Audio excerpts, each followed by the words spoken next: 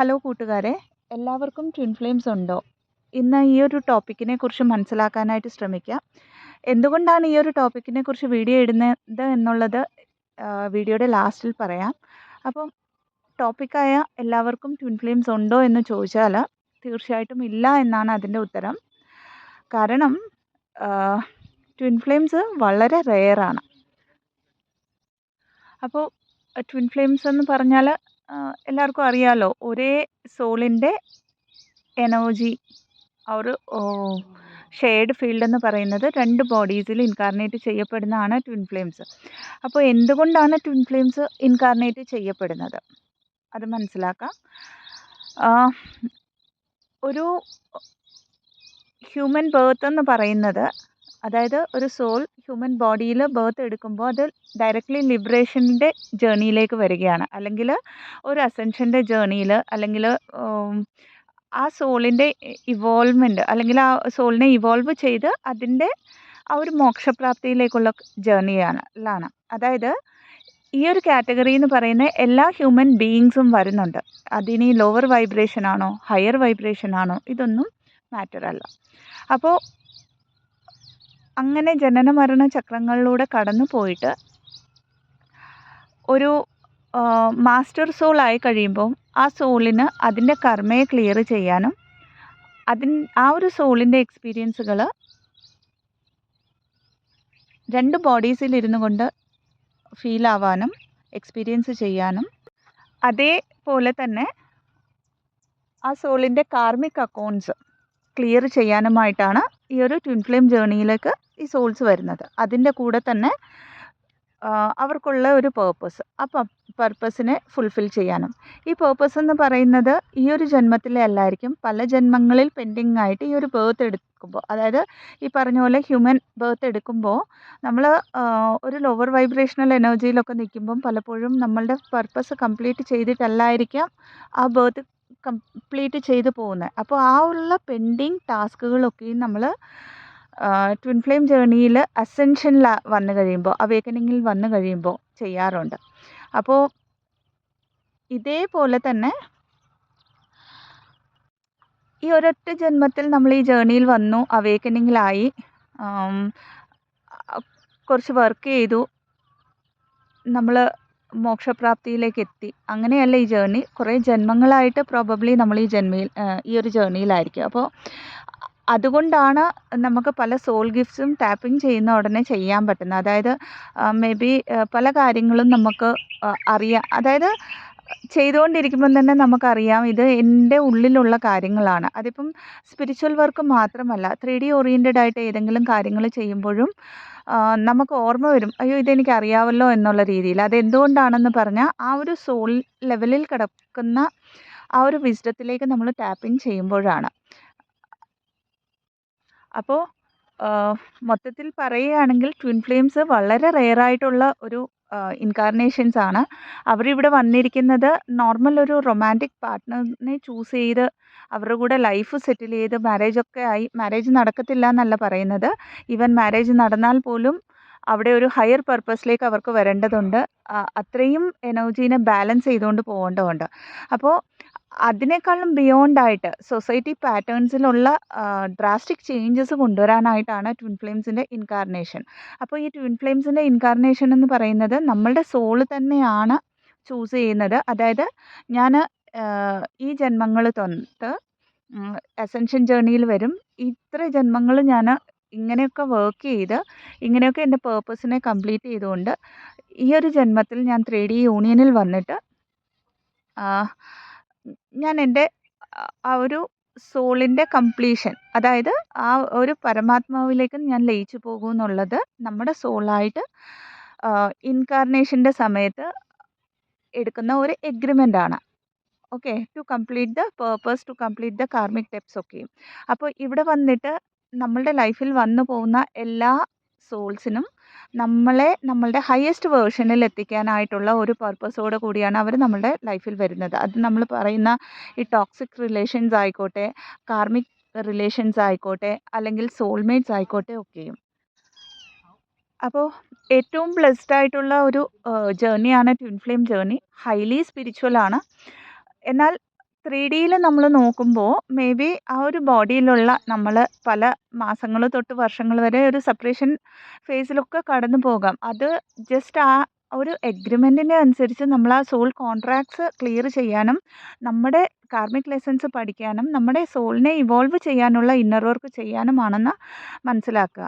ഇനി കോമൺ ആയിട്ട് വളരെയധികം കേൾക്കുന്ന ഒരു ക്വസ്റ്റ്യനാണ് ട്വിൻ ഫ്ലെയിംസ് ലവേഴ്സ് മാത്രമായിരിക്കുമോ അച്ഛനും അമ്മയൊക്കെ ആയിട്ട് വരുമോ എന്നുള്ളത്.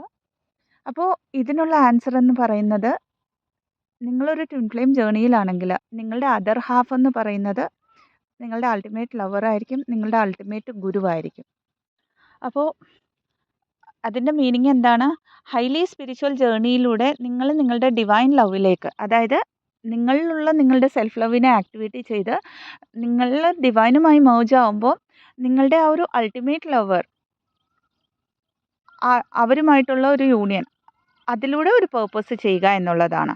അപ്പോൾ അത് ഈ ജന്മത്തിൽ തന്നെ യൂണിയൻ നടക്കുമോ എന്നുള്ളത് എഗെയിൻ വർക്ക് ചെയ്യുന്ന DF എന്താണോ ചൂസ് ചെയ്യുന്നത് as per the sole agreement, അതായിരിക്കും അവരുടെ ലൈഫ് ടൈമിൽ ഓരോ ലൈഫ് ടൈമിലും നടക്കുന്നത്.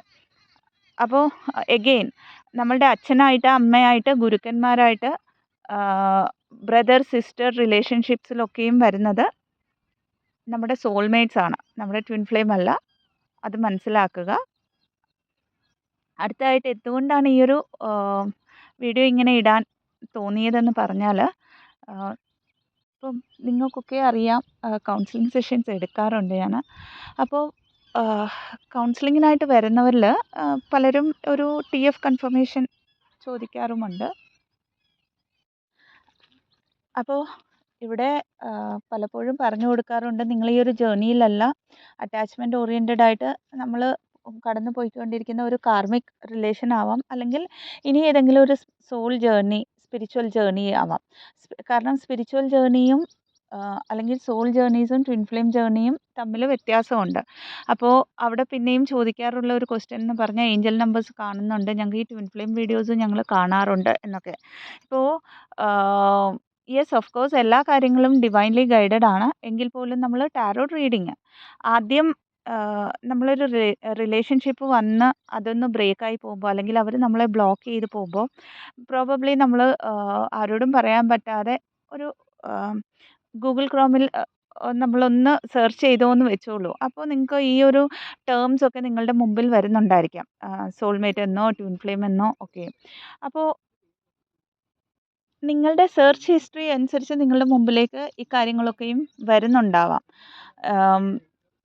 എന്തുകൊണ്ടാണ് ഇത് പെർട്ടിക്കുലറായിട്ട് പറഞ്ഞു തരുന്നതെന്ന് പറഞ്ഞാൽ, കാർമിക്സിനും ട്വിൻ ഫ്ലെയിംസിനും ഒരു നേരിയ ഒരു വ്യത്യാസമാണ് ഇനീഷ്യൽ ഡേയ്സിൽ നമുക്ക് തോന്നാറുള്ളത്. കാരണം നമ്മൾ ഏതൊരു റിലേഷൻഷിപ്പിലാണെങ്കിലും ഒരു ഫിയർ എനർജി വരുന്ന ഉടനെ ആദ്യം ചെയ്യുക ബ്ലോക്ക് ചെയ്യുക തന്നെ ആയിരിക്കും അല്ലേ. അപ്പം പിന്നെയും കുറച്ച് നാൾ കഴിയുമ്പോൾ ഒന്ന് ഓർമ്മ വരുമ്പോൾ നോർമൽ റിലേഷൻഷിപ്പിൽ പിന്നെയും ഒന്ന് ഒരു മിനിമം കമ്മ്യൂണിക്കേഷൻ മെയിൻറ്റെയിൻ ചെയ്യാനായിട്ടൊക്കെ വരുന്നുണ്ടായിരിക്കും. എന്നാൽ ഇവിടെ മനസ്സിലാക്കുക, നിങ്ങൾക്ക് നിങ്ങൾ ട്വിൻ ഫ്ലെയിം ആണോ എന്ന് ഡൗട്ട് ഉണ്ടെങ്കിൽ ആ ഒരു ഡൗട്ടിനെ മാറ്റി വെക്കുക.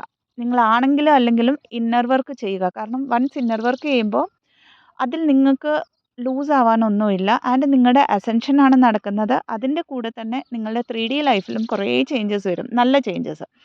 അതേപോലെ തന്നെ ആ ഓപ്പോസിറ്റിൽ നിൽക്കുന്ന വ്യക്തി നിങ്ങളുടെ ട്വിൻ ഫ്ലെയിം ആണെങ്കിൽ അവർ നിങ്ങളുടെ ലൈഫിലേക്ക്, കാരണം നിങ്ങളുടെ എനർജി നിങ്ങൾ റേസ് ചെയ്യുമ്പോൾ അവർ ആ ഒരു എനർജറ്റിക് ഫീൽഡിലേക്ക് മാഗ്നറ്റൈസ് ആയി അവർ നിങ്ങളുടെ ലൈഫിൽ തിരിച്ചു വരികയും ചെയ്യും.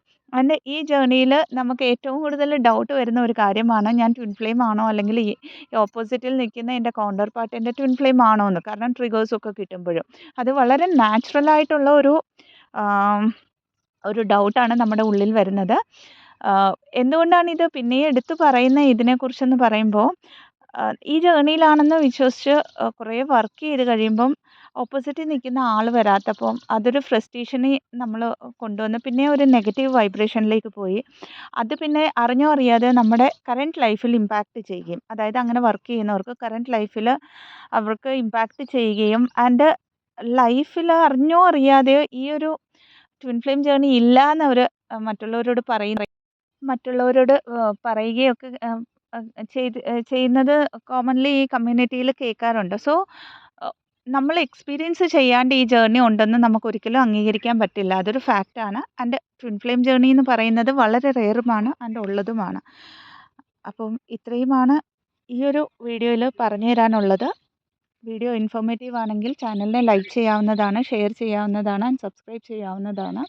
ഇതല്ലാതെ കൗൺസിലിംഗ് സെഷൻസിനായിട്ട്, ഹീലിംഗ് സെഷൻസിനായിട്ട്, റേക്കി ഹീലിംഗ് സെഷൻസിന്, ആകാശിക് ബുക്ക് റെക്കോർഡ് റീഡിങ്സിന്, പാസ്റ്റ് ലൈഫ് റിഗ്രഷൻ തെറപ്പിക്കായിട്ട് ഡിസ്ക്രിപ്ഷൻ ബോക്സിൽ കൊടുത്തിരിക്കുന്ന നമ്പറിലേക്ക് കോൺടാക്റ്റ് ചെയ്യാവുന്നതാണ് ത്രൂ വാട്സപ്പ്. ഇതല്ലാണ്ട് ജൂൺ 4 മുതൽ ഒരു കോഡ് കട്ടിംഗ് ഹീലിംഗ് സെഷൻ എടുക്കുന്നുണ്ട്. ഒത്തിരി റിക്വസ്റ്റ് ഉണ്ട് ഒരു ഹീലിംഗ് സെഷൻ മന്ത്ലി ഒരു സെഷൻ കണ്ടക്ട് ചെയ്യൂ എന്നുള്ളത്.